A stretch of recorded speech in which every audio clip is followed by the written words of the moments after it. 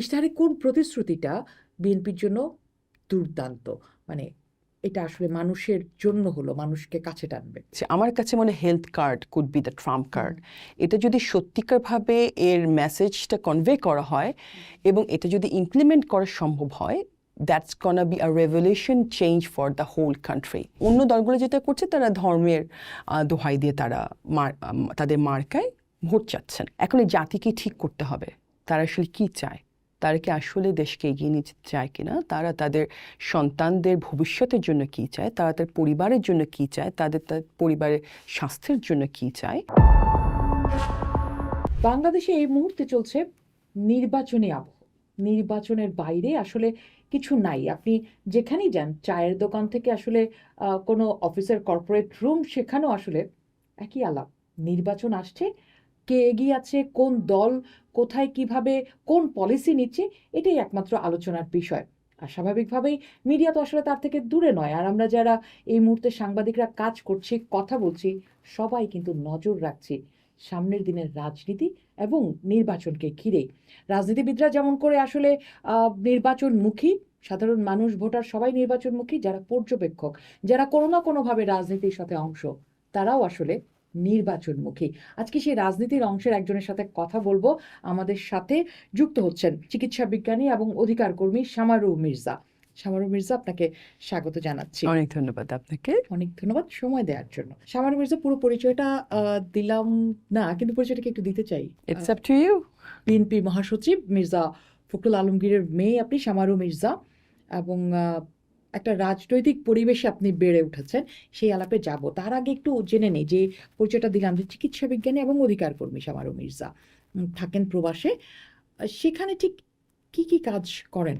আচ্ছা, আমি চিকিৎসা বিজ্ঞানী বলছি। So it's like medical scientist.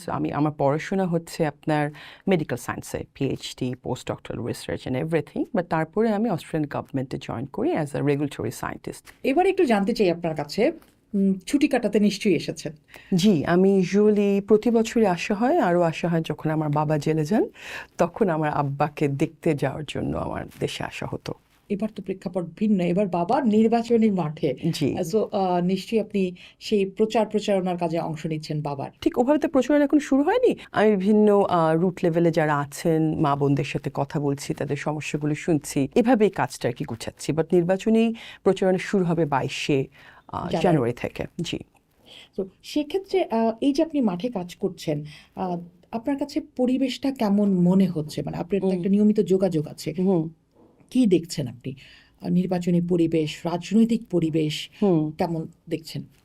এবারে ঠাকুরগাঁয়ে একটু অন্যরকম লাগছে কারণে বিকজ আমি এর আগেও নির্বাচনী প্রচারণা অংশ নিয়েছি আব্বুর সাথে, 2018 সালে নিয়েছি, 2001 সালে নিয়েছি।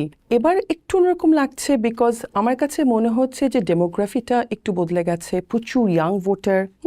আর ঠাকুরগাঁর মানুষের স্বাভাবিক যে জীবনযাত্রার মান আমার কাছে মনে হচ্ছে কিছুটা কমে গেছে, মানটা একটু কমে গেছে। ইন আ ওয়ে রাস্তাঘাটের অবস্থা খুব খারাপ, তারপরে আপনার প্রচুর আনএমপ্লয়মেন্ট, ওখানে তরুণ সমাজের কাছে কোনো জব নেই, যে কারণে মাদক ব্যবহারও বেড়ে গেছে।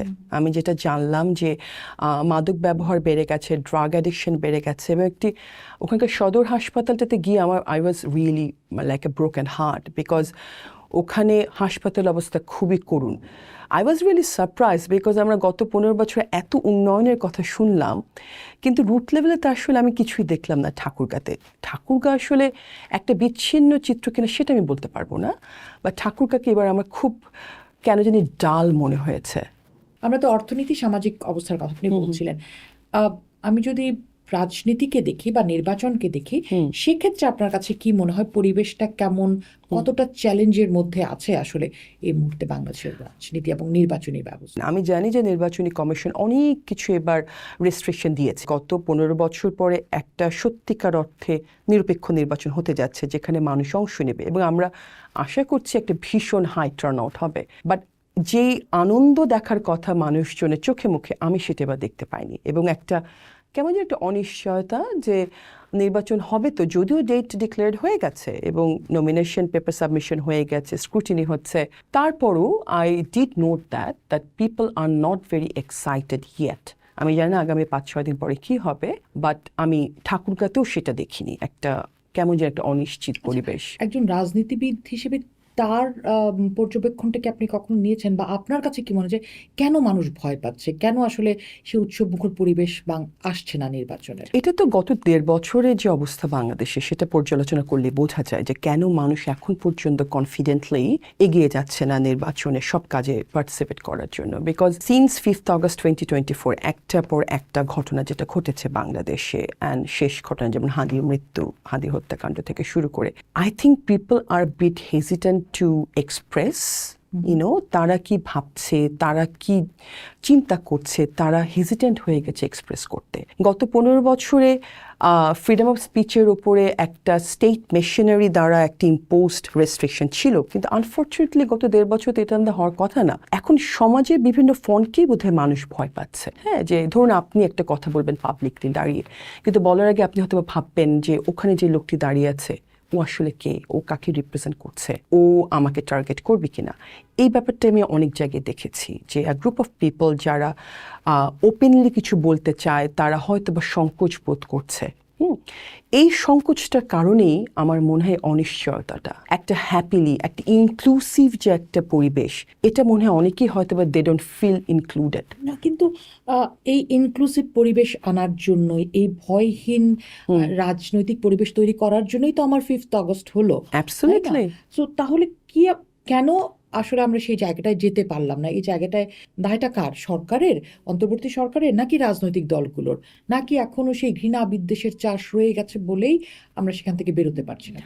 আমি আমার অনেক প্রিয় মানুষেরা ইন্টারিম গভর্নমেন্টে আছে, আগেই বলে দিচ্ছি, বাট তারপর আমি মনে করব যে সর্বপ্রথম রেসপন্সিবিলিটি ছিল ইন্টারিম গভর্নমেন্টের, বিকজ তারা সরকার, they have all the machineries under control, সব ইনস্টিটিউশনরা আছে। কেন বলছি জানেন? বিকজ 5ই আগস্টের পরেই যেই মব ভায়োলেন্স শুরু হলো, কিংবা যে একটা অনিশ্চিত পরিবেশ তৈরি হলো, যে হেট্রেড আমরা দেখা শুরু করলাম, এবং যে ট্যাগিং, একটা ডিফারেন্ট টাইপের ট্যাগিং রাজনীতি শুরু হলো।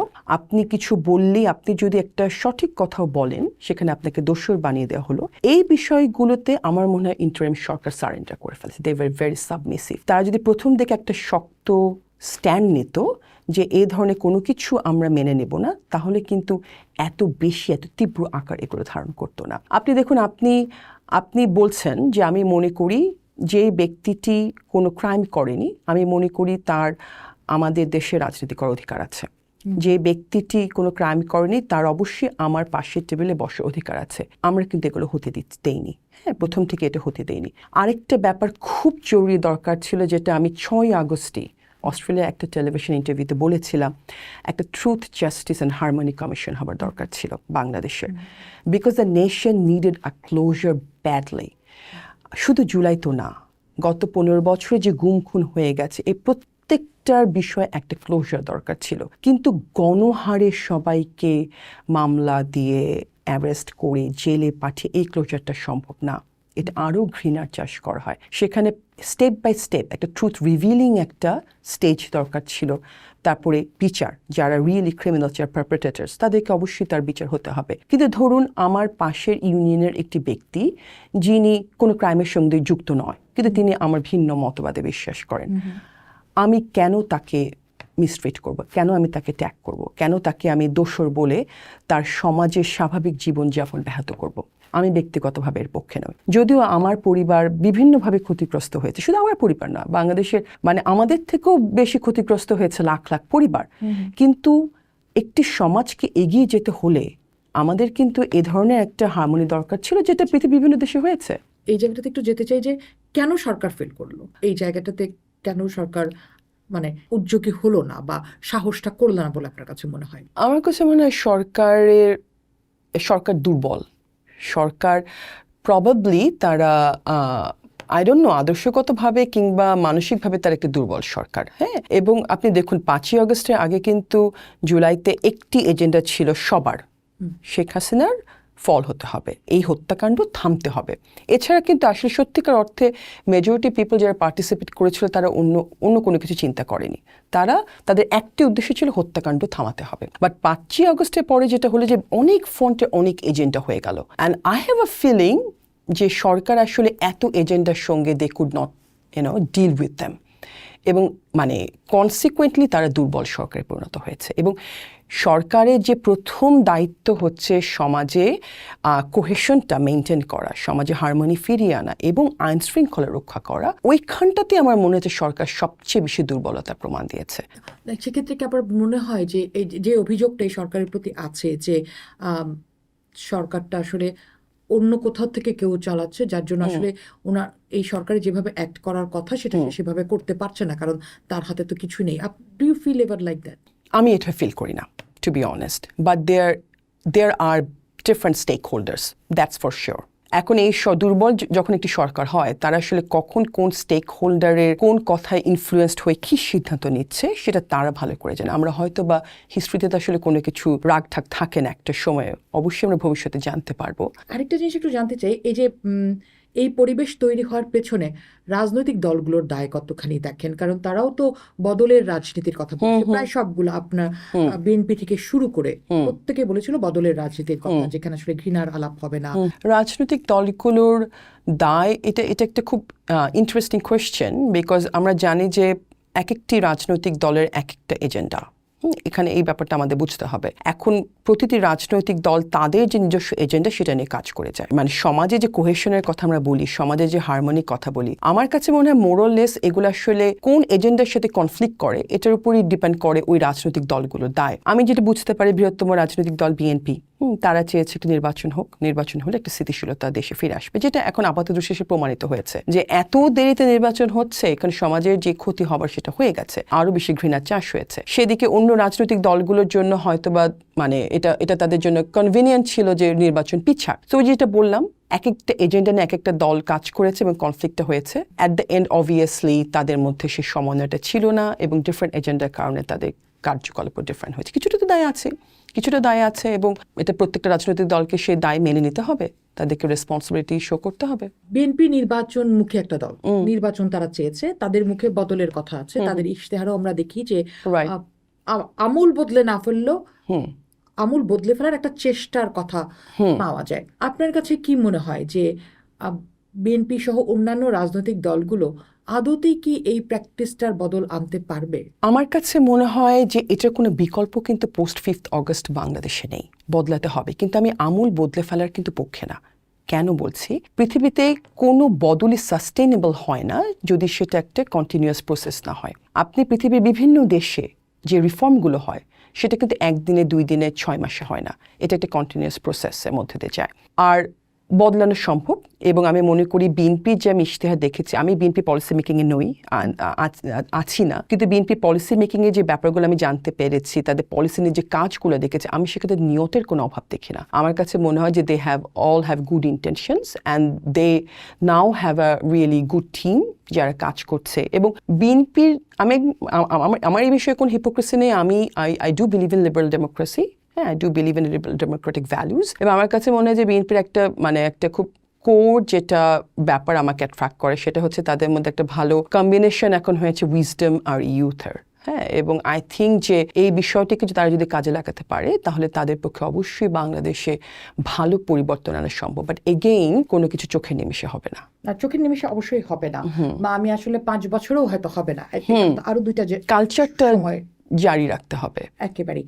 কিন্তু এই যে কালচারটা জারি রাখতে চাই আমরা, আমি হয়তো একদম দলের শীর্ষস্থানীয় নেতা, তিনি হয়তো কল্পনা করছেন, ভাবছেন, পরিকল্পনা করছেন যে আমি এভাবে বদলাতে চাই, কিন্তু এই তথ্য বা এই চিন্তা কি একেবারে তৃণমূল পর্যন্ত পৌঁছাতে পারছেন, মোটিভেট করতে পারছেন? কারণ গত 1.5 বছর ধরে যদি আমরা দেখি, তার প্রতিফলন কিন্তু দেখি না, মানে সেটা কিন্তু পৌঁছানো যায় নাই।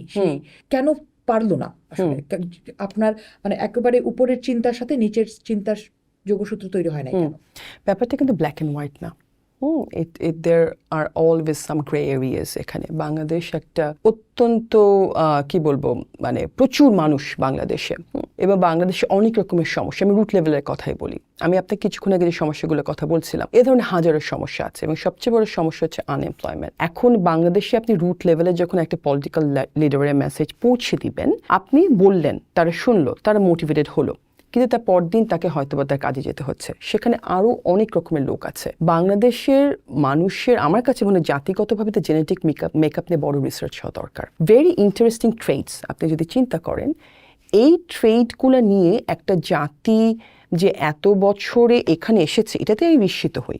আপনি পুরো সাবকন্টিনেন্টের কথা চিন্তা করেন, ভারত, বাংলাদেশ, পাকিস্তান। আপনি যদি ভারতে যান, ভারতের রুট লেভেলে কিন্তু একই রকমের সমস্যা। Believe me, Bangladesh is not different. পাকিস্তানের রুট লেভেলে একই রকম সমস্যা। এবং আমি তো বলি যে আমরা বলি, কিন্তু অনুন্নত দেশগুলো, গরিব দেশগুলো, প্রত্যেকটা মানুষের স্ট্রাগলের স্টোরি একই রকম। পলিসি মেকাররা প্রবলেম করে, টু বি অনেস্ট। ভারতের সাথে আমাদের যে প্রবলেম কিংবা পাকিস্তানের সাথে আমাদের যে প্রবলেম, সব কিন্তু পলিসি মেকিং লেভেলে। বাট সাধারণ মানুষের দুঃখ, কষ্ট, যন্ত্রণার গল্প কিন্তু একই। হ্যাঁ, সো পলিটিক্যাল মেসেজ কনভে করার কথা যখন বলবেন, এগেইন সময় লাগবে। হ্যাঁ, আপনি যদি উন্নয়নগুলোভাবে আনতে পারেন, আপনি যদি এডুকেশন সেক্টরে একটা রেভলিউশনারি চেঞ্জ আনতে পারেন, আপনি যদি স্বাস্থ্য খাতের রেভলিউশনারি চেঞ্জ আনতে পারেন, আপনি সামাজিক যে কোহেশনটার কথা আমি বারবার বলছি, এখানে যদি আপনারা কাজ করতে পারেন, আপনার যদি প্রকৃত ধর্মের, প্রতিটা ধর্মের মেসেজ কিন্তু সেম, শান্তি। This is the core message. হ্যাঁ, এবং কোনো ধর্মকে ছোট করে দেখে না। এই মেসেজগুলো যদি আপনি স্প্রেড করতে পারেন, এবং সবচেয়ে জরুরি কি জানেন, মানসিকভাবে একটা সুস্থ জাতি তৈরি করা। বাংলাদেশে যেটা বলছিলাম যে এত সমস্যায় জর্জরিত একটা জাতি, আই এম সিরিয়াসলি কনসার্ন যে আমাদের মেন্টাল হেলথ নিয়ে আসলে গবেষণা হওয়া দরকার। সেটা তো বটেই, মানে কোভিডের পর আরো So, বেশি মানে হ্যাঁ, এগুলো নিয়ে কাজ করলে আই হোপ যে ইনশাল্লাহ আগামী 50 বছরে হয়তোবা আমি বাঁচবো না, হ্যাঁ, বাট হ্যাঁ আমাদের সন্তানেরা, তাদের সন্তানেরা তারা হয়তো, দেখে যেতে পারে। ইনশাল্লাহ। ধরেন আপনার কথা সূত্র ধরেই আই এম সরি, আমি আসলে খুব আশার বাণী দিতে পারছি না যে এক নিমিষে সবকিছু হয়ে যাবে, বাট বিং রিয়েলিস্টিক। বিশ্বাসও করবে না। হ্যাঁ, বিং সবাই রিয়েলিস্টিক। বলবে যে, আরে কি বলে, মানে আমি তো ডেইলি এই জীবন যাপন করছি, আমি Exactly. প্রতিদিন এই ক্ষোভ, ক্ষুধা, Right. কষ্ট, সাফারিংস এর মধ্যেই আছে। সো আমি আশার বাণী দিলে বলবে যে ও আচ্ছা ঠিক আছে, Exactly. Daughter of A politician. হ্যাঁ, এক্স্যাক্টলি। আমি ওর কথা বলবো না, আমি কেন মিথ্যা কথা বলবো? থ্যাংক ইউ সেটা না বলার জন্য। সো সেক্ষেত্রে আমি যে এই জিনিসটা ডেলিভার করতে চাই, পরিবর্তনের কথা বলতে চাই, একটা রাজনৈতিক দলের মধ্যে পরিবর্তন কতখানি এসছে বলে আপনি মনে করেন? গণতন্ত্রের চর্চা আসলে কতখানি হচ্ছে? মানে এবারে যদি আমরা দেখি যে এই যাদেরকে নমিনেশন দেওয়া হয়েছে, সেটা নিয়েও তো আসলে বিরাট আলাপ আলোচনা হচ্ছে।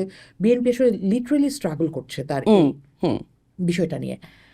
সেখানে আসলে আমি গণতান্ত্রিক পদ্ধতিতে নিজের দলের ভেতরে এই চর্চাটা কতখানি দেখলাম যে তৈরি হলো আসলে সবার মধ্যে। আমি যেটুকু জানি, এগেইন আমি পলিসি মেকিং এ নেই, না, আমি জানতে হ্যাঁ, আমি যেটুকু জানি সেটা হচ্ছে বিএনপির এই ব্যাপারটা নিয়ে অনেকের ভুল ধারণা আছে বাইরে, একদম টু বি অনেস্ট, যে বিএনপির দলের ভেতরে গণতান্ত্রিক চর্চা হয় না। আমি নিজে চাক্ষুষ দেখেছি, হ্যাঁ, আমি নিজে চাক্ষুষ দেখেছি স্থায়ী কমিটিতে কি ধরনের গণতান্ত্রিক চর্চা হয়। সেখানে প্রত্যেকটি সদস্যের মতামত জানতে চাওয়া হয় এবং মেজরিটির মতামতের সিদ্ধান্তই কিন্তু নেওয়া হয়। এটা আমি বললাম। দ্বিতীয়ত, আপনি যে নমিনেশনের কথা বলছেন, নমিনেশন ব্যাপারটাতে আমি জানি, আমার আসলে বিশদে যাওয়া উচিত নয়, কিন্তু আমি যেটুকু জানি সেটাও কিন্তু একেবারে প্রফেশনালি জরিপ করে সেভাবে নমিনেশনগুলো হয়েছে। কিছু কিছু ক্ষেত্রে আমি জানি না, অসন্তোষের কারণ হতেই পারে, বিকজ 15-17 বছর তো আসলে হাজার হাজার নেতাকর্মী সাফার করেছে, হ্যাঁ, এবং প্রত্যেকেরই তো আসলে ক্যারিয়ার অ্যাসপিরেশন থাকে, উচ্চাকাঙ্ক্ষা থাকে। তারপরও সকলের সাথে কথা বলেই নমিনেশনগুলো হয়তো বা দেওয়া হয়েছে, বাট পলিসি মেকাররা হয়তো আমার থেকে বেশি ভালো জানেন।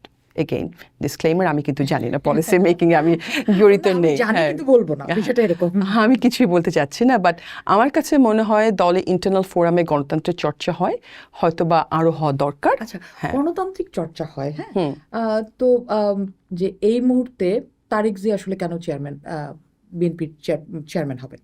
উনি ভারপ্রাপ্ত চেয়ারম্যান ছিলেন, উনি সিনিয়র ভাইস চেয়ারম্যান ছিলেন। খালেদা জিয়ার অসুস্থতায় ওনাকে ভারপ্রাপ্ত চেয়ারম্যান করা হয়। আসলে এই পলিসিতেই যাওয়া উচিত, এটাই গঠনতন্ত্র, তাই তো? কিন্তু এই যে আমরা বলি একই সাথে নেপোটিজম, আরো ভালো কেউ আসলে এখানে আসার সুযোগ হয়তো আছে, কিন্তু উনি জিয়াউর রহমান এবং খালেদা জিয়ার ছেলে বলেই আসলে উনি সুযোগটা পাচ্ছেন। এইটার পরিবর্তনটা কবে আসবে?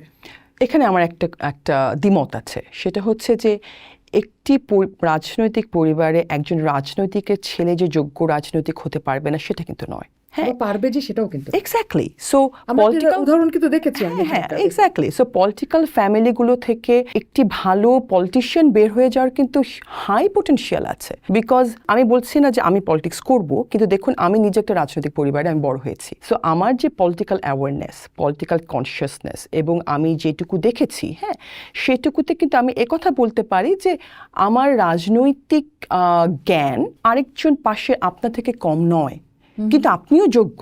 হ্যাঁ, আপনিও একজন পলিটিশিয়ান হিসেবে যোগ্য হতে পারেন, বাট এর এমন না যে আমি যোগ্য হতে পারবো না। So this is my first objection. একটা ভালো, আপনি ট্রান্সকমের কথা বলেন, হ্যাঁ, লতিফুর রহমানের মেয়ে কেন তার ডিরেক্টর হবে? Because probably she had that experience.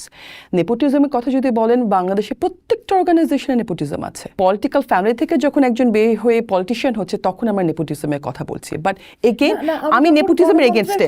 হ্যাঁ, আমি যখন বলছি পরিবর্তনের কথা, হ্যাঁ, এই জায়গাটাই আমি কেন পরিবর্তন করি না? না again it is not only BNP, হ্যাঁ, আদার পার্টিজ অলসো। এগেইন আপনি দেখেন তারেক জিয়া যখন সিনিয়র ভাইস চেয়ারম্যান হয়, আই রিমেম্বার একটা কিন্তু প্রপার কাউন্সিলের মাধ্যমে উনি হয়েছিলেন। সো এমন না যে ওনাকে উড়ে এসে জুড়ে উনি বসে গেছেন, উনি কিন্তু তারেক জিয়াকে দিয়েছেন, কি করবো ভাই, কিছু তো করার নাই।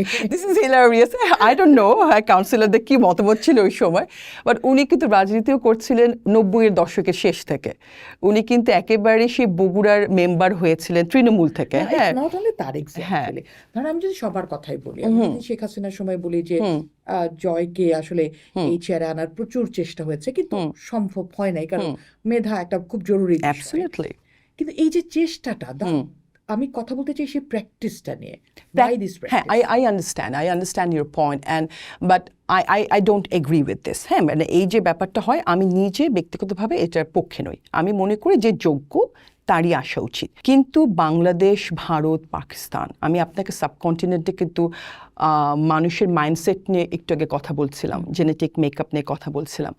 আপনাকে বুঝতে হবে যে পপুলার পলিটিক্সে এগুলো ফ্যাক্টর। আপনি রাজীব গান্ধীর মেয়ে প্রিয়াঙ্কা গান্ধীকে মানুষ চায়। আপনি দেখুন ওখানে জুলফিকার আলী ভুট্টোর মেয়ে বেনজির ভুট্টোকে মানুষ চায়। ঠিক একইভাবে এখানে হয়তো বা খালেদা জিয়ার ছেলে তারেক রহমানকে মানুষ চায়। কিন্তু আপনি একই সাথে দেখুন, যদি আপনি যোগ্য হন তাহলে কিন্তু টিকে থাকতে পারছেন না। আপনি জয়ের কথা বললেন, হ্যাঁ, জয় যদি যোগ্য হতো তাহলে সে এখনই দেশে ফিরে এসে সে রাজনীতি হাল ধরতো। সে তো চেষ্টা করছে গত 1.5 বছর ধরে, হ্যাঁ, মানে তখনও চেষ্টা করেছে, কিন্তু ঘটনাটা ঘটেনি। ঠিক একইভাবে দেখেন, বেনজির ভুট্টোর ভাই ছিল, বেনজির ভুট্টোর বোন ছিল, কিন্তু বেনজির ভুট্টোই কিন্তু দাঁড়িয়ে গিয়েছিলেন। সো হুএভার ইজ কোয়ালিফাইড সে টিকবে। কিন্তু আবার ইমরান খানের কথা চিন্তা করেন, ইমরান খান সেই রুট লেভেল থেকে কিন্তু উঠে এসেছেন এবং সে at the end he became the prime minister of Pakistan. আপনি এখন মোদির কথা চিন্তা করেন, হ্যাঁ, মোদি সেই চায়ের দোকানদার থেকে সে এখন ভারতের প্রধানমন্ত্রী। সো চেঞ্জ হয় না তা ঠিক না, হবে এবং ইনশাআল্লাহ বাংলাদেশও হবে। যে যোগ্য তাকেই দেখবেন বাংলাদেশ একসময় লিডার হিসেবে মেনে। কিন্তু তারেক জিয়া যদি যোগ্যতা প্রমাণ না দিতে পারেন তাহলে আমরা দেখবো আগামী 10 বছরে কি হয়, তাই না? যদি উনি যোগ্য হন উনি টিকে যাবেন। এখন এই জায়গাটা আমি একটা প্রশ্ন করতে চাই। এই যে ধরেন আমরা বলছি যে সাধারণ মানুষ ভোট দিবে, সাধারণ মানুষ কাকে ভোট দিবে? সে তো তার এলাকার প্রার্থীকে ভোট দিবে, রাইট? কিন্তু আমি জানি যে আমার এই প্রার্থী আসলে আমার পছন্দের দলটির সাথে নেই। আমার পছন্দের দল যেটি, সে আবার ফ্যামিলি লিগেসি ধরে আছে, সে আসলে বহু বছর ধরে আসলে এই দল করে যাচ্ছে। এই যে ভোট দেওয়ার ক্ষেত্রে টানা পড়েন একজন ভোটারের, সে তো আসলে তার ঠিকঠাক ডিসিশনটা নিতে পারছে না, কারণ এই লিগেসির কারণে, এই পরিবারতন্ত্রের কারণে, এই দলের মার্কার কারণে। না, আমি আপনার কনসার্নটা বুঝতে পারছি, বাট এগেইন, হ্যাঁ, আমার কথা হচ্ছে যে আপনি যখন পারিবারিক রাজনীতির কথা বলছেন তখন দেখা যাচ্ছে ওই পরিবারটা ওই জেলায় হয়তোবা সাধারণ মানুষের টেক কেয়ার করে। ওকে, মানে ধরেন সাধারণ মানুষ যখন ওই পরিবারের বাড়িতে যাচ্ছে সে সেই সাপোর্টটা পাচ্ছে এবং তাদের একটা বিশ্বাসের জায়গা তৈরি হয়ে গেছে। এখন ওখানে যদি আরেকজন ব্যক্তি আসেন যিনি ওই পরিবারে কেউ নয় এবং যোগ্যতর, তাহলে কেন মানুষ তাকে ভোট দিবে না? দিচ্ছেও কিন্তু। এটা বাংলাদেশে অনেক জেলায় কিন্তু ফ্যামিলি লেগাসির বাইরে এসে ক্যান্ডিডেটরা ইলেক্টেড হয়েছে। না, এটা হ্যাঁ। দল মার্কার বাইরে যে ভোটারকে আসলে সিদ্ধান্ত নিতে পারে। কঠিন হয় কিন্তু হয় না তাও কিন্তু না। ইভেন আপনি দেখেন আমেরিকা তো হয়, কেনেডির ছেলে রাজনীতি করছে না, হ্যাঁ, সো ওরকম হয়, পৃথিবীর সব দেশেই হয়। এখানে পলিটিক্যাল, এখন আপনি একটা রাজনৈতিক পরিবারের মেম্বার, আপনার রাজনীতির প্রতি একটা আগ্রহ হল, আপনি রাজনীতি করতে চান, আমার তো কোনো অধিকার নেই আপনাকে বাধা দেবার। দ্যাটস অলসো অ্যান্টি ডেমোক্রেটিক, তাই না? সেটা ভিন্ন আলাপ, কিন্তু ধরেন একজন ভোটার হুম যে ভোট দিবে, ভোট দিয়ে তার নেতা নির্বাচন করবে, সে যখন ভোট দিতে আসছে সে আসলে কি বিচার করে আসছে? ধরেন আপনার ম্যানিফেস্টোতে যা যা আছে, বা আন্তর্জাতিক জামায়াতের ম্যানিফেস্টোতে যা যা আছে, সেই ম্যানিফেস্টোকে আসলে ঠিকঠাক মতো তার কানে পৌঁছাচ্ছে, সে তাকে বোঝানো যাচ্ছে, সে জানে? আপনি কি মনে করেন যে আপনাদের ম্যানিফেস্টোতে, বিএনপির ম্যানিফেস্টোতে যা যা আছে, কর্মসূচি 31 দফা বাদ দিলাম, আপনার 8টাকে যেটা ছোট করে নিয়ে এসছেন, সেটাই কি একটা ভোটার জানে? ঠাকুরের কনটেক্সটে তাই তো জানানো হচ্ছে। ঠাকুরের কনটেক্সটে, টু বি অনেস্ট, এখন তো আসলে বিএনপিরই ম্যানিফেস্টো আছে, আর তো কোনো দলের কিছু নেই। আমি জানি না এখন পর্যন্ত জামাত কিংবা এনসিপি বা অন্য যে দলগুলো, তারা কি আসলেই কোনো কিছু অফার করেছে কিনা সাধারণ মানুষকে, সেটা আমার জানা নেই। আই মাইট বি রং, হয়তো বা করেছে। কিন্তু ঠাকুরের কনটেক্সটে বলতে পারে, ঠাকুরকার যখন প্রচারণাগুলো হচ্ছে, ঠাকুরকার সাধারণ মানুষকে কিন্তু হেলথ কার্ডের কথা বলা হচ্ছে, ফ্যামিলি কার্ডের কথা বলা হচ্ছে, তাদের জব অপরচুনিটির কথা বলা হচ্ছে। সো এমন না যে পলিসিগুলোর কথা বলা হচ্ছে না, অবশ্যই পলিসির কথা ইলেকশন ক্যাম্পেইনেই বলা হচ্ছে, প্রচার করা হচ্ছে। ওকে, সেক্ষেত্রে আপনার কাছে আরেকটা জিনিস একটু জানতে চাই, সেটা হচ্ছে যে ভোটার যখন ভোট দেয় তখন আপনার কাছে কি মনে হয় যে সে আসলে একটা ইনফর্ম ডিসিশন নিচ্ছে বাংলাদেশের কনটেক্সটে? আপনার সেটা কি মনে হয়? আমার মনে হয় নেয়। বাংলাদেশের মানুষ এত নাকি বোকাও না। না, না, সে দল, নেত্রী, নেতা এসব দেখে, মার্কা দেখে ভোটটা দেয়, নাকি আসলে সে জেনে বুঝে ঠিকঠাক মতো যে এই নেতাটা আসলে বা এই লোক আসলে আমার আসলে কি কাজ, এইভাবে সে বিচার করে আসলে, মানে আপনার যদি একটা ন্যাশনাল ইলেকশনে? সুস্থ এবং একটা নিরপেক্ষ ট্রানজিশনাল প্রসেস থাকে, বাংলাদেশের মানুষ কিন্তু বারে বারে সরকার বদলও করেছে। 1991-তে বিএনপি ক্ষমতা এসেছে, 1996-তে আওয়ামী লীগ এসেছে, আবার 2001-এ বিএনপি এসেছে, 2007-এ আওয়ামী লীগ এসেছে। সো বাংলাদেশের সরকার বদলের ইতিহাস আছে। সো মানে মানুষ যদি ইনফর্ম ডিসিশন না নিত, তাহলে কেন তারা সরকার বদল করত? কারণ একই এলাকাতে একই ফ্যামিলির মেম্বার যখন বারবার একই মার্কা রাজনীতি করে গেছে, ওই এরিয়াতেই দেখা যাচ্ছে 5 বছর পরে আরেকজন ব্যক্তি নির্বাচিত হচ্ছেন। সো এখানে কিন্তু you are actually breaking that, যে ফ্যামিলি লেগাসির কথাটা, সেখানে সে ইনফর্ম ডিসিশন নিয়ে আরেকজনকে ভোট দিচ্ছে। So people are not fools, I think তারা সঠিক সিদ্ধান্তই নেয়। আমাদের অভিজ্ঞতা, মানে সাংবাদিক হিসেবে আমার অভিজ্ঞতা আসলে একটু ভিন্ন। যার দেখেছি সে বছরের পর বছর ধরে আসলে এক জায়গায় ভোট দিয়ে যাচ্ছে। আচ্ছা, সেই যেহেতু সে না, সেটা হচ্ছে একটা পার্সেন্টেজ, এবং এটা দেখুন, বাংলাদেশে কিন্তু দেখা গেছে 33% বিএনপিকে ভোট দেয় ইউজুয়ালি, আওয়ামী লীগকে ভোট দেয় 33% ইউজুয়ালি, আর বাকিরা কিন্তু swing voters. So this swing voters actually they make inform decisions. আর যারা বছর পর বছর এক দলকে ভোট দেয়, এটা কিন্তু শুধু বাংলাদেশের সমস্যা না, এটা পৃথিবীর সব জায়গাতে। You can have affiliation, you can have like support for some specific party, এবং সেখানে দোষের কিছু নেই। না, সেটা অবশ্যই না। এবার একটু জানতে চাই যে এই যে আমি দিনের পর দিন একটা দলকে ভোট দিচ্ছি, কিন্তু সেই দলটাকেই আবার দেখি যে নির্বাচনের সময় সে আসলে তার নির্বাচনী কৌশল হিসেবে নানা রকম জোটে যাচ্ছে, মানে সেই জোট করে সে ভোট টানার চেষ্টা করছে, এবং জোটের জন্য সে নানা রকম ছাড়ও দিয়ে যাচ্ছে, যেটা আবার কখনো কখনো তার ভোটারকে প্রতারিত করছে। সো এই জোট এবং ভোটের রাজনীতি, এই জায়গাটায় কেন পরিবর্তন আসলো না? আমি ব্যক্তিগতভাবে জোট রাজনীতির পক্ষে নই, একদম লাউড অ্যান্ড ক্লিয়ার, হ্যাঁ, এবং এটা আমার নিজস্ব স্ট্যান্ড।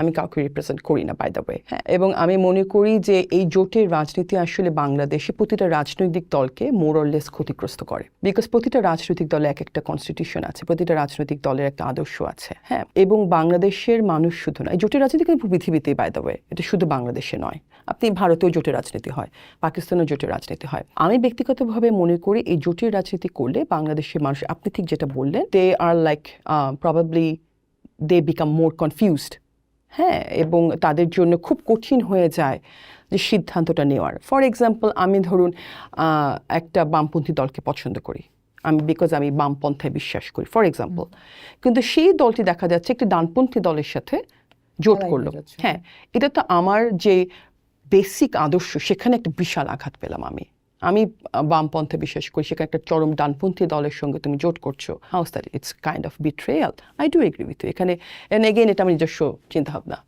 ওকে, সেক্ষেত্রে একটু জানতে চাই যে এই মুহূর্তে বাংলাদেশে বলা হচ্ছে যে এক ধরনের উগ্র ডানপন্থার উত্থান এবং উগ্রবাদী রাজনীতির উত্থান দেখা যাচ্ছে, এবং তৌহিদি জনতার নামে আমরা দেখলাম যে নানা কিছু চলছে, মব চলছে, হামলা চলছে, নানা কিছু হচ্ছে। আপনি ঠিক সামনের দিনের রাজনীতি কেমন দেখতে পাচ্ছেন এই জায়গাটা থেকে? This is a good question, এবং দ্য থিং ইজ দ্যাট শুধু বাংলাদেশ না, পুরো পৃথিবীতে একটা ডানপন্থী রাজনীতির উত্থান ঘটছে। কিন্তু অ্যাট দ্য এন্ড সরকার সেটা কীভাবে হ্যান্ডেল করে, এটাই কিন্তু আসলে একটা জাতির কোর্সটাকে ডিটারমাইন করবে। বাংলাদেশে যে সরকারই গঠিত হোক আগামী নির্বাচন পরে, সেই সরকারের প্রাথমিক দায়িত্ব হবে বাংলাদেশের সমাজে হারমোনি ফিরিয়ে আনা। সেক্ষেত্রে তাদেরকে যদি একটা স্ট্রঙ্গার রোল প্লে করতে হবে, because this nation belongs to all. This is a very important message that everyone should realise. হ্যাঁ, এখানে যেমন মুসলমান আছে, হিন্দু আছে, বৌদ্ধ আছে, খ্রিস্টান আছে, আদিবাসী আছে, পুরুষ নারী আছে। সো প্রত্যেককে নিয়ে এই জাতিকে সামনে এগিয়ে যেতে হবে, এখানে কোনো ছাড় দেওয়ার অবকাশ নেই। আমার যেটা মেইন কনসার্ন, যেটা গত 1.5 বছর হয়ে গেছে, গত 15 বছরে, 1.5 বছর আগে গত 15 বছরে কিন্তু তৎকালীন রেজিম উদ্দেশ্যমূলকভাবে তারা একটা ন্যারেটিভ তৈরি করেছে যে যদি আপনি একটি ধার্মিক মানুষ হন তাহলে আপনি জঙ্গিবাদী, উইচ ওয়াজ অ্যাবসলিউটলি রং। এটা করতে গিয়ে অপারেশনের কারণে সায়েন্টিফিক্যালি অ্যাকচুয়ালি ইটস প্রুভেন, আপনি যখন প্রচণ্ড পরিমাণ অপারেশন করে তারা আন্ডারগ্রাউন্ডে চলে যায়, এবং তখন সেটা আরও কিন্তু ইন্টেন্স হয়ে যায়, এক্সট্রিম হয়ে যায়। হ্যাঁ, এবং প্রচুর মডারেট মুসলিমকেও আমি দেখেছি, আপনি যখন অপ্রেস করে রাখবেন তাদের মধ্যে একটা এক্সট্রিম একটা ধ্যান ধারণা তৈরি হয়। এটার জন্য দায়ী আসলে তৎকালীন রেজিমে। সো বাংলাদেশে এই ঘটনাটা ঘটে গেছে, ডিনায়াল মোডে থাকার কোনো অবকাশ নেই, ঘটে গেছে। কিন্তু তো আগামী সরকারের জন্য সবচেয়ে জরুরি হবে যে সব ফ্রন্টকে একই প্ল্যাটফর্মে নিয়ে এসে কী করে সামনে এগিয়ে নিয়ে যাওয়া। 1.5 বছরে এই সরকার উচিত ছিল ব্যাপারটাকে হ্যান্ডেল করা, but I think they could not handle it well. Again it was a very weak government. সামনের রাজনৈতিক সরকার যদি ক্ষমতায় আসে এবং সে যদি সবাইকে এক প্ল্যাটফর্মে নিয়ে আসার চেষ্টা করে, আপনার জন্য কি মনে হয় যে এটা খুব ভালো কিছু হবে? কারণ এই উগ্রবাদ বিশেষ করে নারীকে যেভাবে আঘাত করছে, সংখ্যালঘুকে যেভাবে আঘাত করছে, মাজারকে যেভাবে আঘাত করছে, সেটা আসলে কত ভালো ফল দিবে যদি রাজনৈতিক সরকার এই জায়গায় সমান পাটাতনে সবাইকে দাঁড় করায়? সংখ্যালঘুর আঘাতটার ব্যাপারে আমার একটু অবজেকশন আছে। হ্যাঁ, এই কারণে আমার মনে হয় না যে মানে সংখ্যালঘুকে সংখ্যালঘু চিহ্নিত করে আঘাত কম, মানে খুব বেশি হয়েছে। টু বি অনেস্ট, আমি যেটুকু দেখেছি তার মধ্যে কিছু হয়তো বা কমিউনাল ইনসিডেন্ট ঘটেছে, আর বাকি যেগুলো ভিন্ন ধর্মীর উপর আঘাত হয়েছে, it's all about power, money, Baul, grid. হ্যাঁ, বাউল মাজারগুলো হচ্ছে কনসার্ন। হ্যাঁ, আমি সেখানে যাচ্ছিলাম যে সাংস্কৃতিক কর্মী, মাজার, বাউল, এই ব্যাপারগুলোতে আঘাতটা আমাকে অনেক বেশি ডিস্টার্ব করেছে, because Bangladesh was never like that. আমি নিজে একটা 90-এর দশকের বড় হওয়া মেয়ে, আমরা একটা অন্যরকম বাংলাদেশ দেখেছিলাম, এবং এমনও হয়েছে, এই কথাটা আমি সব জায়গায় বলি বিকজ এটা নিজের ঠাকুরগাতে আমি দেখেছি, যে সারা রাত যাত্রা শুনে মানুষ মসজিদে যাচ্ছে ফজরের নামাজ পড়তে। হ্যাঁ, এবং আমি এমন মানুষকে চিনি যারা কোনো নামাজ কিন্তু কাজে দেয় না, কিন্তু তার সবচেয়ে প্রিয় বন্ধুটাই হচ্ছে একজন হিন্দু, এবং এখানে তো কোনো অসুবিধা নেই। এবং এটাই বাংলাদেশ ছিল। এক্স্যাক্টলি। এবং মানে এটা তো আমাদের ধর্মেও বলে যে অন্য কোনো ধর্মের উপর জুলুম করা কিন্তু আল্লাহ ভীষণ অপছন্দ করে। কিন্তু Bangladesh is a liberal Democratic country, এখানে আমার আপনার কারো অধিকার নাই একজন ব্যক্তি যে আমার আদর্শের বাইরে কিংবা আমি যেটাতে বিশ্বাস করি আমার ফেইথের বিরুদ্ধে কথা বললে তাকে গিয়ে আমরা আঘাত করব। একটা নির্দোষ মানুষকে আঘাত করাও কিন্তু ইসলামে অবৈধ। তো আমি কি করে জানি সে দোষী? মানে how do I actually know? So এগুলো বিগ কোশ্চেনস। নারীর ক্ষেত্রে আসি, সো নারী তো অনিরাপদ। নারীর ব্যাপারটা তো ইটস ভেরি স্যাড। মানে আপনি কীভাবে বসছেন, আপনি কীভাবে হাঁটছেন, আপনি কী কাপড় পরছেন, প্রত্যেকটা বিষয় এখানে জাজ করা। This is so unfortunate, as if আমরা একটা মানে সার্কাসের বিষয়বস্তু না। কিন্তু এই যে নারীর উপর যে আক্রমণটা আসলো, কেন মনে হয় যে নারী হঠাৎ করেই আক্রমণের কেন্দ্রবিন্দু হয়ে গেল? বা আপনি যেটা বলছিলেন যে সামনের দিনে আসলে সবাইকে একসাথে নিতে চাই, সবাইকে একসাথে নিতে গেলে আমি নারী হিসেবে তো ভয় বোধ করব যে তারা তো আমার প্রতি আসলে বন্ধু মনোভাবাপন্ন না, আমি কেন তাদেরকে সামনে দেখতে চাই? না, এখানে আমার আমার যেটা মনে হয় কি জানেন, যে এখানে আমাদের একটু ডিপলি চিন্তা করতে হবে। নারীকে বাংলাদেশের মতো সমাজ, ভারতের সমাজ কিংবা পাকিস্তানের সমাজ, এরা কিন্তু মানে ট্র্যাডিশনালি দুর্বল মনে করে। হ্যাঁ, তারা মনে করে দে আর ভালনারেবল। সামাজিকভাবে আমাদেরকে মনে করা, এবং অনেকগুলো ফ্যাক্টর আছে। আমি সবসময় যেটা সবাইকে বলি যে আমার জায়গাটা আমাকে তৈরি করতে হবে। আমি যদি আমার জায়গাটা ছেড়ে ভয় পেয়ে চলে আসি, ওই জায়গাটা gonna be occupied by someone else. ক্ষতিটা কিন্তু আমার অ্যাট দ্য এন্ড। সো আমার জায়গাতে ছেড়ে দেওয়ার প্রশ্ন আসে না। হ্যাঁ, এবং আমি আরেকজনের ভয়ে, আরেকজনের মানে ওখানে উপস্থিত বলে সংকোচ বোধ করে আমি এগোচ্ছি না, তাহলে তো আসলে আর বলার কিছু নাই। হ্যাঁ, তাহলে শামারু, আমি রাজনীতিতে তো সেই নারীর অবস্থান তৈরি করতে পারছি না। This is sad. না, দিস ইজ স্যাড, কিন্তু আপনার দলে বিএনপিতে আসলে আমার দল কিন্তু বিএনপি নয়, আমি বিএনপি করি না, আমি বিএনপির কোনো পদ নেই, আমার কোনো পদবি নেই। সবচেয়ে বড় রাজনৈতিক দল বিএনপির দলে আসলে যেভাবে কথা হয়েছিল যে নারী রাজনৈতিক কর্মীদের বা নারী নেত্রীদেরকে সামনে আসার সুযোগ দেওয়া হবে, আমরা সেটা দেখলাম না। নির্বাচনেও আসলে তাদের সেরকম ভাবে মনোনয়ন দেওয়া হলো না, এবং আবার অনেক মনোনয়ন পাওয়া খুবই সামনের দিকে থাকা নারী নেত্রীদেরকে বসিয়ে দেওয়া হলো।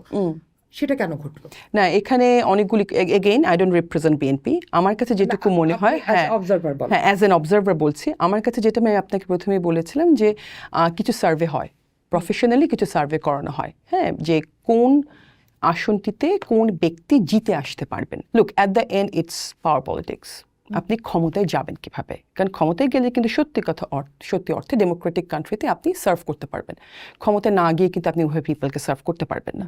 সো প্রত্যেকটি রাজনৈতিক দলের কিন্তু শেষ সিঁড়িটা হওয়া, চিন্তা করে তো আমরা ক্ষমতায় যাব। তো সেখানে তারা হয়তো বা সার্ভেতে দেখেছে কিছু নারী ক্যান্ডিডেট হয়তো বা পিছনে আছে, পুরুষটি আগে, হয়তো বা সেই কারণে করেছে, আমি জানি না, আমি জাস্ট ধরে নিলাম। কিন্তু আমি ব্যক্তিগতভাবে মনে করি যে নমিনেশনের কথা বাদ দেন, হ্যাঁ, আপনি দলের ইন্টারনাল ফোরামে অ্যাটলিস্ট 30% উইমেনের রিপ্রেজেন্টেশন আপনাকে ইনশিওর করতে হবে, যেটা হয় না, উইচ ইজ ভেরি আনফর্চুনেট। হ্যাঁ, আপনি যখন দলের ভেতরেই প্রত্যেকটা সংগঠনে, আপনার তো শুধু একটি কেন্দ্রীয় সংগঠন নয়, আপনার ওখানে ছাত্র দল আছে কিংবা শিবির আছে, আপনার ওখানে হয়তো বা কৃষক দল আছে, প্রত্যেকটা সংগঠনে যদি আপনি সামনের দিকে 30% উইমেনের রিপ্রেজেন্টেশন ইনশিওর করতে পারেন, তাহলে ওভাবেই কিন্তু নারী ক্যান্ডিডেট, স্ট্রঙ্গার ক্যান্ডিডেট হয়ে বের হয়ে আসবে। আমরা ওটাই করতে পারি না বলে হয়তো বা সার্ভেতে আমরা দেখি যে উইমেন ক্যান্ডিডেটরা পিছিয়ে থাকে, বিকজ তাদেরকে তো ওই ফ্লোরটাই দেওয়া হয় না। এই জিনিসগুলো চেঞ্জ করতে হবে। This is very important for the country. আপনার কি মনে হয় যে এই নির্বাচনের পরে আসলে সেই পরিস্থিতি বদলাবে? মানে আমরা যেভাবে মুখে বলছি নারী উন্নয়নের কথা, নারীকে স্পেস দেওয়ার কথা, আমরা জুলাইতেও বলেছিলাম, কিন্তু দেখলাম যে জুলাইয়ের পরে আসলে সেই নারীরাই আসলে নেই। আমি জানি না আসলে, আমি ব্যাপারটাতে আসলে আমি কি মানে নিরাশাও পোষণ করি না, আশাও পোষণ করি না, টু বি অনেস্ট। আমার কাছে ব্যাপারটা একটু আনসার্টেন, হ্যাঁ, গ্রে মনে হচ্ছে, আমি জানি না। আপনার কাছে কি মনে হয় যে কোন কার্ডটা বা কোন ইশতেহারে কোন প্রতিশ্রুতিটা বিএনপির জন্য দুর্দান্ত, মানে এটা আসলে মানুষের জন্য হলো, মানুষকে কাছে টানবে? আমার কাছে মনে health card could be the Trump card. এটা যদি সত্যিকারভাবে এর মেসেজটা কনভে করা হয় এবং এটা যদি ইমপ্লিমেন্ট করা সম্ভব হয়, that's gonna be a revolution change for the whole country. Because তারা তো আসলে ইংল্যান্ডের যে হেলথ কেয়ার, সেটা ফরম্যাটে এখানে ইমপ্লিমেন্ট করতে চাচ্ছে বিএনপি। যদি সেটা হয় তাহলে অ্যামেজিং ঘটনা ঘটবে। মানে আমি নিজে রুট লেভেলে যে হেলথের অবস্থা দেখেছি, তা আমূল বদলে যাবার সম্ভাবনা আছে। রুট লেভেলে আমাদের যে অবস্থা গত 50 বছর ধরে, অসংখ্য, মানে আমরা শেখ হাসিনার সময় দেখেছি যে নানা ধরনের উদ্যোগের কথা বলা হয়েছে, আসলে সেখানে কাজ হয়েছে 5% বা 10% এরকম। আপনাদের যে প্রতিশ্রুতি, সেটা যথেষ্ট উচ্চাভিলাষী প্রতিশ্রুতি। আপনারা বলছেন যে 1 লাখ স্বাস্থ্যকর্মী নেওয়া হবে, যার 80% হবে নারী। আরেকটি প্রতিশ্রুতি বিএনপি থেকে বলা হচ্ছে যে একেবারে সবগুলো হাসপাতাল বা স্বাস্থ্য কেন্দ্র যেগুলো আছে সেগুলোকে এক ধরনের জবাবদিহিতার মধ্যে আনা হবে। এটা করতে আসলে কতদিন সময় লাগতে পারে? কারণ আমাদের ডাক্তারের অভাব, আমাদের স্বাস্থ্যকর্মীর অভাব, সেখানে নিয়োগ নিয়ে একটা বিরাট জটিলতা আছে। কিভাবে সম্ভব আসলে এইটা এই সময় বাস্তবায়ন করা? স্বাস্থ্যকর্মী হিসেবে আপনি কি মনে করেন? 1 লাখ আর স্বাস্থ্যকর্মীর মধ্যে 80% নারী, এটা কিন্তু কঠিন কোনো কাজ আমার মনে হয় না। কেন মনে হয় না বলি, বাংলাদেশের জনসংখ্যা কত, বাংলাদেশের জেলা কতগুলা, প্রতিটা আপনি ধরুন ঠাকুরগাঁও কনস্টিটিউয়েন্সিতে আপনার প্রায় 5.5 লাখ লোক আছে, সেই বাংলাদেশের 300টা আসন আছে। হ্যাঁ 300টা আসনে আপনার, এগুলো কিন্তু সব ভোটারদের কথা আমি বলছি, 5.5 লাখ ভোটার আছে। সো আপনি প্রতিটা কনস্টিটিউয়েন্সি থেকেও যদি আপনি 500টা করে মানুষ নেন, 500টা, এবং মানে আনএমপ্লয়মেন্টের কথা বললাম না ঠাকুরকে গিয়ে, ভয়ঙ্কর আনএমপ্লয়মেন্ট। এবং আমি যখন মহিলাদের সঙ্গে কথা বলছি তখন তারা আমাকে বলছে যে একটা গার্মেন্টস করা যায় না পাশে, হ্যাঁ মেয়েরা কাজ করবে, বিকজ ঠাকুরকে তো একদম the other end of the country. এবং নর্থ বেঙ্গল কিন্তু যথেষ্ট অবহেলিত, টু বি অনেস্ট। হ্যাঁ অ্যান্ড আই ডোন্ট নো মানে এটা কি মানে শেখ হাসিনার বাড়ি এদিকে ছিল বলে কিনা আমি জানি না, গত 15 বছর নর্থ বেঙ্গলকে যথেষ্ট অবহেলা করা আছে, এবং এটা সুযোগও কিন্তু ফার রাইট গোষ্ঠীগুলো নেয় জাস্ট ফর সেইং। হ্যাঁ তো যাই হোক, তো ওখানে তারা বলছে আমাদের কাজ কোথায়। হ্যাঁ এবং আপনি দেখেন একটা পরিবারে যখন একটা মেয়ে কাজ করে তখন কিন্তু পরিবারটা অন্যভাবে এগিয়ে যায়। So I think this is very much possible. Bureaucracy help লাগবে বাংলাদেশে, কিন্তু আমি নিজে ব্যক্তিগতভাবে মনে করি যে প্রবলেমটা কিন্তু ব্যুরোক্রেসিতে। পলিটিশিয়ানদের নিয়তে অসুবিধা নাই, হ্যাঁ নিয়ত আছে, ম্যানিফেস্টো আছে, পলিসি আছে। আমি অস্ট্রেলিয়ার কনটেক্সটে বলি, অস্ট্রেলিয়াতে কিন্তু প্রত্যেকটা গভর্নমেন্টের কাজ, আসল কাজটা করে কিন্তু ব্যুরোক্রেটরা, পৃথিবীর সব দেশেই। এবং ওখানে ব্যুরোক্রেটরা যে কী গতিতে কাজ করে, কি এক্সপার্ট ফোরাম নিয়ে কাজ করে সেটা তো আমি জানি, এবং কী ধরনের কনসালটেশনের মধ্য দিয়ে আমরা যাই। সো বাংলাদেশের আসল চেঞ্জটা হওয়া দরকার ছিল ব্যুরোক্রেসিতে। আই হোপ ওই চেঞ্জটা করা সম্ভব হবে। আমি নিজেই please the bureaucrats that's watching the show, আমার কাছে মনে হয় যে আপনি যদি ব্যুরোক্রেটদের যে এন্ট্রি লেভেলটা, বিসিএস পরীক্ষা তো একটা, হ্যাঁ আপনি যদি কনসালটেশনের মানে কনসালটেন্ট আরও বেশি নিয়োগ করতে পারেন, ধরেন আপনি 50% আপনি কনসালটেন্ট নিয়োগ করবেন, হ্যাঁ বেসড অন দ্য এক্সপার্টাইজ, তাহলে বাংলাদেশের ব্যুরোক্রেসির চেহারা বদলে যাবে। এবং কন্ট্রাক্ট, ধরেন আপনি 2 বছর একটা কন্ট্রাক্ট দিচ্ছেন, আমাকে 2 বছরের মধ্যে আপনি এই 1 লাখ মানুষ থেকে 80% নারী স্বাস্থ্যকর্মী বের করে নিয়ে আসবেন, and that's your contract. It's very much possible. তারপরে হচ্ছে চাকরির ধরনটাও বদলাতে হবে। হ্যাঁ মানে পুরো পরিবর্তনটাই আনতে হবে। আরেকটা বিষয় হচ্ছে আমরা দেখছি যে আপনারা মানে ইটস ভেরি ইউনিক বলা যেতে পারে যে প্রত্যেক গ্রামের ঘরে ঘরে স্বাস্থ্যসেবাকে পৌঁছে দেওয়ার যে প্ল্যানটা, যে প্রশিক্ষিত স্বাস্থ্যকর্মীরা যাবেন সেখানে ডায়রিয়া, ডায়াবেটিক্স, হার্ট প্রবলেম, এই সব কিছু দেখা হবে। আমার জন্য বাংলাদেশে থাকা একটা মানুষের জন্য এটা খুবই সারপ্রাইজিং যে আমার ঘরে এসে দেখে যাবে একজন। এইটা আসলে কতটা বাস্তব বলে আপনার কাছে মনে হয়? কিভাবে সম্ভব? মানে আমার কাছে সম্ভব মনে হচ্ছে না আর কি, যে একটা গ্রামের কৃষক, মানে এটা তার কাছে আসলেই খুবই দুর্দান্ত একটা ব্যাপার যদি ঘটে। কিন্তু এটাকে ঘটানো যাবে। এখন তো আপনার এআই প্রিভেন্টিভ যে মেডিকেল ডিভাইসগুলো হয়ে গেছে, এটা খুবই সম্ভব। আপনি তো ঘরে বসেই তো ডায়াবেটিস চেক করা যায় না? আপনি ঘরে বসে ব্লাড প্রেশার চেক করছে, হ্যাঁ না কেন সম্ভব না? সবচেয়ে বড় কথা হচ্ছে আপনাকে তো আপনার জনসংখ্যার কিন্তু 100%ই কিন্তু অ্যাডাল্ট না, আপনার কিন্তু প্রচুর এখন মানে বাচ্চা আছে, শিশু আছে। আপনাকে যে আপনি যদি ক্যাটাগরি করে নেন, হ্যাঁ যে একটি বাসায় আপনি 2 জনের স্বাস্থ্য চেক করবেন, হেলথ চেক করবেন, ওয়াই নট পসিবল? আপনি যখন 1 লাখ কর্মী নিয়োগ দিচ্ছেন, তার মধ্যে 80% মহিলা, ইটস ভেরি মাচ ডুয়েবল। সেদিন এক ভদ্রলোক আমার কাছে আসলেন, উনি স্বাস্থ্য সুমারি নামে একটা কাজ করতে চান, এবং ইট ওয়াজ আ ওয়ান্ডারফুল আইডিয়া। আর আমাদের এত মানুষ, আমরা যদি মানুষগুলোকে ঠিকভাবে কাজে লাগাতে পারি, ইটস ভেরি মাচ পসিবল। চায়নাতে করেছে না? চায়নাতে তো একই সমস্যা ছিল, মানে প্রচুর মানুষ, কিন্তু তারা ঠিকভাবে পলিসিগুলো তৈরি করে মানুষগুলোকে কাজে লাগিয়েছে। এখন চায়না কোথায় চলে গেছে? এক্স্যাক্টলি। আরেকটা জিনিস হচ্ছে আমাদের স্বাস্থ্য ব্যয়। হ্যাঁ, স্বাস্থ্য ব্যয় নিয়ে আসলে খুব আলাপ আমি দেখলাম না আপনাদের ইশতেহারে। কেন সেটা নেই যে স্বাস্থ্য ব্যয় মানে আমাদের মধ্যবিত্ত, নিম্ন মধ্যবিত্ত মানুষের অবস্থা আসলে ত্রাহি এই ব্যয় নিয়ে। এটা কমানোর জন্য তেমন আলাপ কেন নাই? আমি এটা জানি না। আসলে স্বাস্থ্য ব্যয়ের ব্যাপারটা তাদের পলিসিতে কীভাবে আলোচনা করা হয়েছে সেটা আমি জানি না। বাট আমি নিজের অভিজ্ঞতা থেকে যেটুকু বলতে পারি যে পৃথিবীর সব দেশে এই ধরনের সোশ্যাল হেলথ কেয়ারের যে ব্যবস্থাগুলো করা হয়, গভর্নমেন্ট পাবলিক পার্টনারশিপের একটা পলিসি আছে যে গভর্নমেন্ট হাফ দিবে এবং যে রোগী সে হাফ দিবে, এই একটা পলিসি আছে। কিন্তু আমাদের মানে স্পেশালাইজড হসপিটালগুলোতে যে খরচ, এটা আসলে কিভাবে বহন করবে একজন রোগী? হ্যাঁ, স্পেশালাইজড মনিটরিং বা স্পেশালাইজড হসপিটালগুলোতে তো আপনার সাধারণ রোগীরা যাবে না। মানে যেটুকু আমি বুঝতে পেরেছি, তারা যেগুলো আপনার সরকারি হাসপাতাল সেখানেই সুযোগ সুবিধাগুলো নিয়ে যাবে, এবং সেখানে যেটা করা হবে, যেটা বাইরেও করা হয়, যে যারা হাই ট্যাক্স পেয়ার, যারা বাংলাদেশে তো প্রচুর ধনী আছে, হ্যাঁ প্রচুর ধনীদের ট্যাক্সগুলো বেড়ে যাবে। হ্যাঁ, এবং এটা ধনীরা শুনলে আবার মন খারাপ করবে, হ্যাঁ কিন্তু আসলেই তাদের ট্যাক্স বাড়ানোর যৌক্তিক কারণও আছে, because they do live a luxurious life in a country like Bangladesh. হ্যাঁ, সেখানে তাদের ট্যাক্সের একটা বড় অংশ চলে যাবে স্বাস্থ্য খাতে। এটা বাইরে বিভিন্ন দেশে যেটা হয়, আমি নিজে আমার কাছে প্রতি বছর যখন ফাইন্যান্সিয়াল ইয়ার এন্ড হয় অস্ট্রেলিয়াতে, আমার কাছে একটা চিঠি আসে সরকার থেকে। সেখানে দেখায় যে আমি যত টাকা ট্যাক্স দিয়েছি তার কত পার্সেন্ট আমার স্বাস্থ্য খাতে গেছে, কত পার্সেন্ট এডুকেশনে গেছে, কত পার্সেন্ট গেছে যোগাযোগে। So it's a very clear picture. I know যে আমার টাকা কোথায় কত যাচ্ছে। এই ধরনের ব্যবস্থাগুলো বাংলাদেশে চালু করা সম্ভব, এবং তখন যারা হাই ট্যাক্স পেয়ার তারাও জানবে যে না, আমার টাকাটা ঠিক কাজেই যাচ্ছে। So I hope they won't have any objection, I think so. হ্যাঁ। কিন্তু আপনার কাছে কি মনে হয় মাঠে কাজ করতে যে আর কোন দল কোন পলিসি নিয়ে বেশি এগিয়ে আছে? আর কোনো পলিসি কি আছে কোনো দলের? আমি তো কোনো পলিসি জানি না, আসলেই জানি আমি না। শুরুতে একটা পলিসি বলছিলাম যে নারীরা ঘরে ঘরে যাচ্ছেন। হ্যাঁ, নারীরা ঘরে ঘরে যাচ্ছেন, তারা গিয়ে আমি যদি দেখি অন্য দলগুলো আসলে হ্যাঁ। কিভাবে প্রচারের মাঠে আছে, যেখানে বিএনপি আসলে একটু ব্যাকফুটে। আচ্ছা, হ্যাঁ, অন্য দলগুলো যেটা করছে তারা ধর্মের দোহাই দিয়ে তারা তাদের মার্কায় ভোট চাচ্ছেন। এই নির্বাচনটা আমার কাছে মনে হয় খুবই গুরুত্বপূর্ণ। এখন এই জাতিকে ঠিক করতে হবে, তারা আসলে কি চায়, তারা কি আসলে দেশকে এগিয়ে নিতে চায় কিনা, তারা তাদের সন্তানদের ভবিষ্যতের জন্য কি চায়, তারা তাদের পরিবারের জন্য কি চায়, তাদের পরিবারের স্বাস্থ্যের জন্য কি চায়, এগুলো জাতিকেই আসলে মানুষকে বুঝতে হবে। এখন দেখুন, আমি নিজে ব্যক্তিগতভাবে বলতে পারি, আমি নিজে নামাজ পড়ি, কখনো কখনো আমার নামাজ কাজাও হয়। আমার ধর্ম আমার কাছে, আমার ইসলামটা আমার কাছে, I find it very precious. কিন্তু আমার বোঝাপড়টা আমার আল্লাহর কাছে।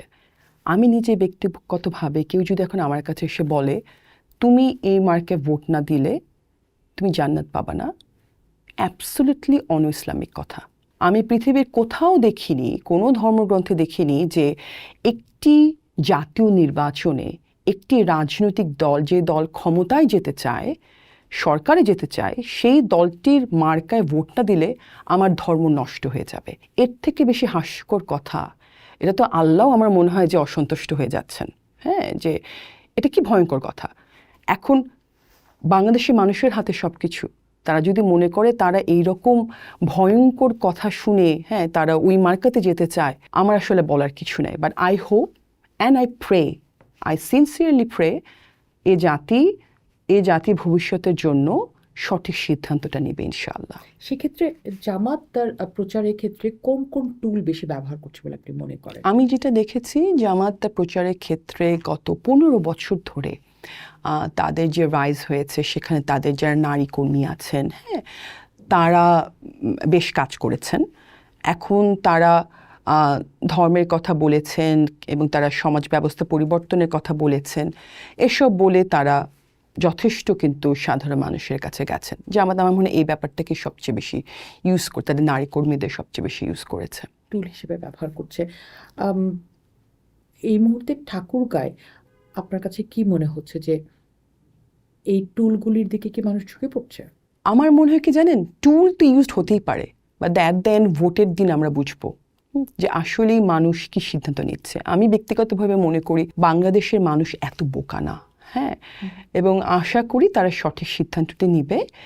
এবং এদেশের 80-85% মুসলমান, এবং এরা কিন্তু ধর্মপ্রিয়, ধর্মভীরু, কিন্তু এরা কেউ কিন্তু এক্সট্রিম না। আমার কাছে কখনোই মনে হয়নি যে এই জাতির মেজরিটি উগ্র। এবং আমি আশা করি যে বাংলাদেশের যে বিউটি, এটা কিন্তু এটাই, দিস ইজ আওয়ার কালচার। আশা করি সেটা থাকবে ইনশাআল্লাহ। অনেক ধন্যবাদ। আপনি বারবার আপনি বলছিলেন যে আমি আসলে আশার কথা বলতে পারছি না, কিন্তু শেষ হলে কিন্তু আশার কথা দিচ্ছি। আমরাও আশা করি, মানে আমরা সবাই আসলে তাই আশা করি, যে বাংলাদেশকে আমরা দেখতে চাই, সেই বাংলাদেশটা এই নির্বাচনের মাধ্যমে বের হয়ে আসবে। অনেক ধন্যবাদ ইনশাআল্লাহ, আপনাকে অনেক ধন্যবাদ। যেই বাংলাদেশকে আমরা দেখতে চাই, সেই বাংলাদেশটা এই নির্বাচনের মাধ্যমেই বের হয়ে আসবে। আমি জানি যারা আজকে দেখছেন তারা সবাই এমনটাই ভাবছেন। সেই দারুণ বাংলাদেশ, সেই অসাম্প্রদায়িক বাংলাদেশকেই আমরা সামনে দিয়ে দেখতে চাই। পোস্ট দেখুন, ভাবুন, করুন, পোস্টের সাথেই থাকুন।